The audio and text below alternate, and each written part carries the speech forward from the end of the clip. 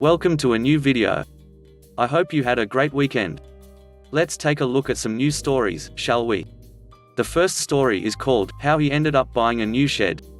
I do tree work for a living, and the last boss I had was the kind of guy who thought he knew everything and demanded that you did things his way when he was on site. The day this story takes place was no different than any other time that the boss decided to show up. We were there to drop a massive tree, over 3 feet wide at the trunk and branches that spanned over 60 feet. It was a beautiful tree, but the customer wanted it gone, sadly. The customer had a brand new empty shed on one side of his property. There was enough room to drop the tree, but only if aimed just right. I set a pull rope into the tree and had my crew set our winch up on a tree along the back line of the lot to pull the tree over. My boss was not happy with my choice of felling direction and demanded that my guys move the winch to a tree 40 feet to the right and told me that I was to aim the tree in his newly selected direction, directly towards the shed. I told him that it was a bad idea, but he wouldn't listen. He wanted to show the customer that he had absolute power over us and used one of his favorite lines. "If you don't want to be here, then leave." He knew I was wearing golden handcuffs and leaving wasn't financially responsible of me with a young family at home. I accepted that he was not going to allow me or my guys to put the winch anywhere close to where it should have been and set to putting my notch into the tree. I started aiming the tree to where I knew it should have been aimed, but was again screamed at by my boss because I wasn't following his direct orders. This is where I finally gave in and aimed the tree directly towards where he wanted me to, towards the shed. My aim could not have been more true. The notch and back cut were absolutely textbook. My guys applied power to the winch and we put that tree down exactly where it was aimed. The new vinyl shed. It exploded. My boss did too. The customer calmly walked out, put his hand on my shoulder, looked directly at my boss and exclaimed, "He did exactly what you told him to. When will you be installing my new shed?" I walked away from the two of them immediately, as I did not need to be directly in the middle of that conversation when I knew I still needed to get the tree from the backyard and into the truck. Things then got even worse for my boss. He was the kind of boss to shout orders but not actually do anything himself. That day, he decided to try to help out by taking the climbing saw, which is not set up to be used on the ground, and start hacking away at branches using only one hand on the saw. Very dangerous.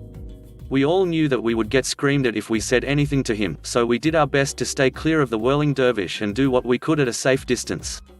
5 or so minutes into his arbor assault, I hear him start screaming and see a chainsaw flying across the yard. Remember earlier where I said what he was doing was dangerous? The saw kicked back at him and he put his left hand up as a reaction, nearly cutting off 3 fingers from his left hand. We managed to get that idiot bandaged up and driven off to the hospital, where the medical staff was able to save the fingers that eventually had to build the customer a new shed. The next story is called, The Same as Last Time. I had a boyfriend, who was in his junior year in college when this happened. I, on the other hand, was in my second year in master's degree and working as a teacher's assistant in a different university. He lived in a different city, approximately 2 hours drive from mine. We usually saw each other on weekends. I had always helped him with his papers, essays, case studies, feasibility studies, business proposals, marketing plans, etc. After 1 year in the relationship, I ended up doing everything without any contribution from him at all. He didn't even bother to read the papers for editing. He'd say that he trusts me and he knows I am a good writer. This was difficult because his degree is different from mine. I am a computer science major while he is a business management major. Add to that he always notified me about these papers when the deadline is too close already, so I always ended up spending the whole night just to do his papers. Aside from giving me the burden of doing requirements, he also told me that this time I should write 2 papers for the same topic. One would be the full paper while the other is a paraphrased version. I didn't find this odd because I had a subject with the same requirements. Professors use the paraphrased versions as an inclusion in our final exams. One time, I had to go to his city for a 2-day workshop. He told me I could stay in his apartment so that I wouldn't be driving back and forth. I agreed and actually thanked him for his kindness. On the morning of my first day of the workshop, he left early because of his class. While I was preparing, I heard a notification from his laptop. He left it open on his study table. I checked it and found this conversation of him and his girl classmate in his Facebook Messenger. She sends, "Hey, are you done with the case study assignment? Oh frick. When is the deadline? I haven't even read the case. Tomorrow's the deadline, class hours. Don't forget me. Got you." I never intended to pry. I respect privacy. However, this conversation was really giving me chills. I back-read their conversation and I saw that my boyfriend has been giving the paraphrased version of all the papers that I made for him to this girl. And yes, she's his side chick. My day went on the usual, and when I got back to his apartment, I wanted to talk to him about what I saw. But he told me he has to go out to meet his group mates in another subject. As he was heading out, he told me I needed to write another case study and the deadline was the next day. He gave me a 3-page reading for it and reminded me about the paraphrased version. I told him that before I do this paper, I need to ask him about something. He dismissed me angrily and said that he'll be late for the meeting. Giving up on discussing the issue with him, I just said, I need to know the details for this case study. He shouted at me and said, it's the same as the last time. Time for some compliance. While he was out, I started working on the papers and planned my revenge. I threw the reading material into his trash can and looked for the paper that I wrote for him last week for a different topic. After all, he said it was just the same as last time. I didn't edit anything except the file name. I know he'll be giving the paraphrased version to his side chick, so I used the original one and renamed the paraphrased version.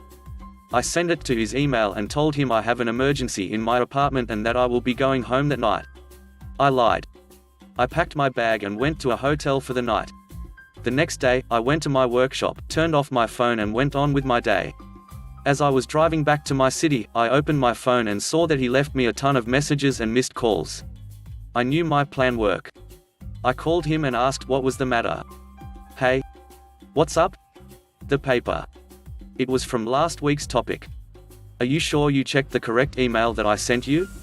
I was accused of cheating. I'll be suspended and worse, dismissed because of this. Cheating? The papers are not plagiarized. I even used a software to check that. Why did your professor say you were cheating? He did not answer this question, so I continued, is it because you and this girl have been submitting similar works? He did not answer this either, he just hung up. According to a mutual friend of ours, the side chick is in the same subject but different sections. The professor checked their previous submissions and saw the similarities. My boyfriend and his side chick failed that class and were suspended for 1 semester due to cheating. The last story is called, Don't Call Us. I work as a machine operator in a factory-type setting. I'm responsible for 2 lines of moving product with the fairly simple job of keeping the machines running and basic quality control. I've held my current position for 3 years, and frankly most weeks, I spend more time with these machines than my wife. I know when something isn't right. Our engineering department doesn't always agree. 2 days ago, one of my 2 machines began to make a clanking sound. I give it a quick once-over, seems like 2 metal parts are slapping together, probably just a loose bolt.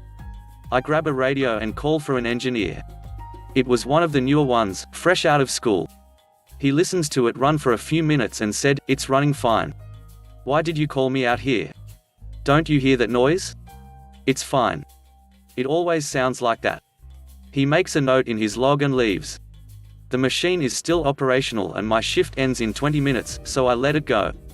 The next day I come in for my shift and it's still making the same noise. I ask the previous shift operator about it. They repeat a similar story with the same engineer. 3 hours into my shift, the noise has gone from occasional to near constant. I call for an engineer to come to check it out again. Our newest engineer comes down. What's wrong this time? You seriously don't hear that? Can you just give it a quick check? You guys need to stop calling us down here for this. Look at it, it's running fine. He makes another note in his log and walks off. 4 hours later, the clanging has gotten louder and the machine is beginning to jostle with each impact. Concerned, I again call for an engineer. This time he doesn't even bother inspecting the machine. I told you, it's fine. Don't call us back down here unless it breaks. So I run it as is for the rest of my shift. The noise and movement of the machine growing worse the entire time. I check it every other hour, hasn't broken yet. I inform the relief shift of what's going on and go home. I come in today and the noise is nearly deafening and the entire product line is shaking with the strength of the impacts. The previous shift informs me that the engineering department still hasn't looked at it. I stop the machine and give it a quick look. Still not broken. I run it as is. 10 hours into my shift and we are suddenly bombarded by a symphony of metallic noises and screeches. Half of the machine is now on the floor, while the other half gyrates wildly as it attempts to continue. I press the emergency stop and make the call. He begins to complain before he even makes it to my lines. "Listen, I told you." Then he saw the machine. "What the hell did you do to the machine?" I simply state, "It broke." For the last 2 hours of my shift, I enjoyed the luxury of only having to focus on one of my product lines, and the blissful noises of our good friend being royally chewed by his boss as an entire engineer crew is now attempting to salvage the machine. When I clocked out, it was still lying in ruins. Thanks for watching the video. I hope you enjoyed it. If you did, please consider subscribing to the channel for more content. Let me know what you think about the stories in the comment section below. Have a great day. Bye bye.